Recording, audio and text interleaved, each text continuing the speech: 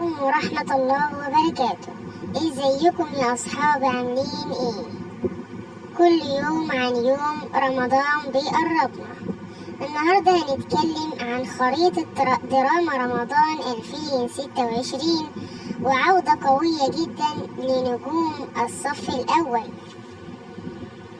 بدأت ملامح الموسم الدرامي لرمضان 2026 تدريجيا مع توالي إعلانات عدد من المشاريع الفنية التي انطلقت فيها التحضير، ويشهد الموسم المقبل إن شاء الله عن عودة لافتة لعدد من الثنائيات الفنية، وإن شاء الله هيشارك فيها العديد من النجوم في أعمال درامية جديدة بيجري العمل عليها حاليا هذه الأيام، تمهيدا طبعا لعرضها خلال شهر رمضان المقبل 2026.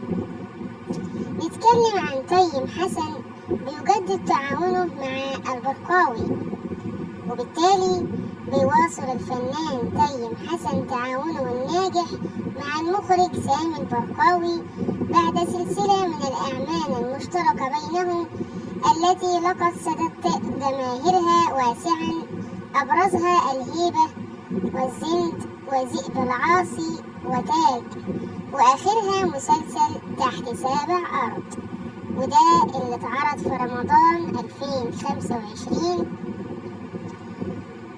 ونتكلم عن الثنائي حاليا في تحضير مسلسل جديد بعنوان مولانا من تأليف لبنى حداد، وتشاركه البطولة الممثلة السورية نور علي. وإن شاء الله من المقرر أن يصور العمل في لبنان خلال الفترة المقبلة، تمهيدا طبعا لعرض هذا المسلسل في موسم رمضان 2026. بيأتي هذا المشروع بعد أن حسم تيم حسن مشاركته فيه في الوقت الذي تم فيه تأجيل مسلسل الناطور الذي كان من المخطط بدء تصويره قريبا، وطبعا ده بيتكون من 60 حلقة. نتكلم بقى عن المسلسل اللي كله منتظره رمضان 2026، وده يعتبر هيكون آخر سلسلة من مسلسل المداح من الأجزاء اللي طبعا تم عرضها في رمضانات السابقة. المداح الجزء السادس، وده هيكون بعنوان أسطورة النهاية، لأنه طبعا زي ما قلت لكم هيكون آخر جزء. يستعد صناع مسلسل المداح لتقديم الجزء السادس من السلسلة بعنوان أسطورة النهاية، ومن المقرر عرضه ضمن الموسم الدرامي لرمضان 2026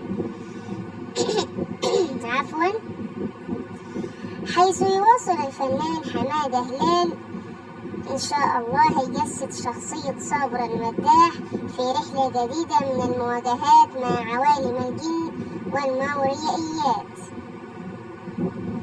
وكان المنتج صادق الصباح قد صرح في وقت سابق أن تقديم هذا الجزء جاء استجابة لرغبة الجمهور وتفاعلهم مع الأجزاء السابقة، وأكد أن أسطورة النهاية سيكون الجزء الختامي للسلسلة، على أن بيتجه طبعا حمادة هلال بعدها لتقديم أدوار وشخصيات جديدة في بعض المسلسلات إن شاء الله، حيث بدأ بالفعل التحضير لعمل مختلف يعرض في رمضان 2027.